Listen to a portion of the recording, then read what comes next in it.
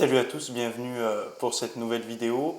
Donc bon, si ce n'est pas déjà fait, vous pouvez vous abonner à la chaîne pour avoir des conseils régulièrement sur la nutrition, la prise de muscle, la perte de graisse, l'entraînement, etc. Là, dans cette courte vidéo, je vais vous parler d'une petite étude que j'ai vue sur le site lanutrition.fr qui me semble intéressante, bon, qui est un petit peu détournée du sujet principal que la nutrition.fr visait, entre guillemets. Mais je la trouve relativement intéressante pour les gens qui contrôlent leur poids ou qui souhaitent perdre du poids tout simplement parce que c'est une solution extrêmement simple à mettre en place qui ne demande pas de mise en place complexe ou de type d'alimentation particulière, tout en partant du principe que pour bénéficier de tous ces avantages, il faudrait à l'avance déjà avoir une alimentation clean, en accord avec vos objectifs. Donc partant de ce principe que vous mangez déjà entre guillemets correctement, il y a quelque chose qui dans cette étude, dans cette vidéo que je vais vous donner, qui est relativement intéressant. Donc en fait là je vais vous résumer rapidement l'étude. Donc en fait c'est les chercheurs ont recruté un certain nombre de personnes qui étaient diabétiques et ils leur ont dit ben voilà, vous allez consommer la première semaine euh, un repas avec des glucides, des lipides et des protéines, mais on va vous faire consommer les sucres en premier, ensuite les légumes, les protéines, etc. Et ensuite, la semaine d'après, ils ont fait la même chose, le même repas, la même quantité de calories, sauf qu'ils ont fait commencer tous les participants, ils les ont fait commencer par manger dans l'ordre inverse, c'est-à-dire que d'abord les légumes et les protéines et ensuite les glucides. Donc le résultat, en fait, là je vais vous le lire, c'est que ceux qui ont consommé les protéines en premier, donc le deuxième cas, ont leur niveau de sucre sanguin qui était de 29% plus bas 30 minutes après avoir consommé le repas. Donc, ils ont refait après des prises de sang 60 et 120 minutes après le début du repas, et les niveaux de sucre sanguin étaient encore de 37% plus bas.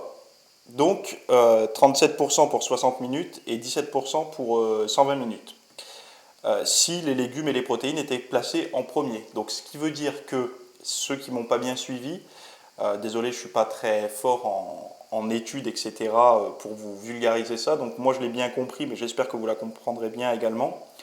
En gros, il nous montre que si on consomme les protéines et les légumes avant les glucides lors d'un repas, donc c'est-à-dire l'ordre de la façon dont on va consommer son assiette à chaque repas, influence la glycémie, donc le taux de sucre. C'est-à-dire que on va avoir une plus longue digestion au niveau des glucides, ça va aider à moins faire monter son niveau de sucre sanguin, donc une moins forte libération de l'insuline. Et donc du coup, bon, pour les diabétiques, c'est quelque chose qui est intéressant, parce que c'est des personnes qui sont malades dont le pancréas ne fonctionne mal ou fonctionne plus. Donc au niveau de l'insuline, il y a beaucoup de problèmes.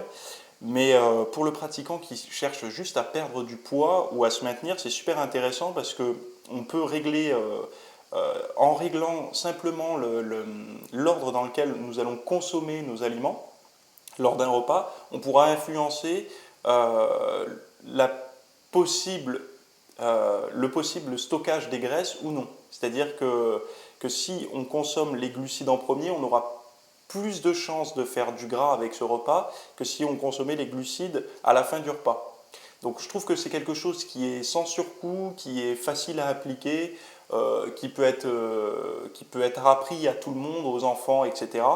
De manière à ne pas trop stimuler son pancréas et éviter une trop forte libération de l'insuline et donc certainement éviter de faire trop de graisse avec votre diète, quoi. Donc voilà, c'était juste une vidéo pour vous expliquer ça. J'espère que vous aurez compris, que ça n'aura pas été trop compliqué pour certains. Mais en tout cas, je trouvais que l'étude, enfin l'article qui vulgarisait l'étude était relativement intéressant. Donc si vous voulez aller le consulter, vous allez sur le site lanutrition.fr pour avoir les détails de l'étude. Et moi, je vous dis à plus pour une prochaine vidéo. N'hésitez pas à vous abonner à la chaîne. Vous pouvez également retrouver tous mes conseils si vous abonnez là dans la description. Il y a un lien qui renvoie vers mon site pour pouvoir recevoir chaque semaine mes conseils et, donc essayer de progresser un peu plus vite. Voilà, je vous dis à plus, ciao.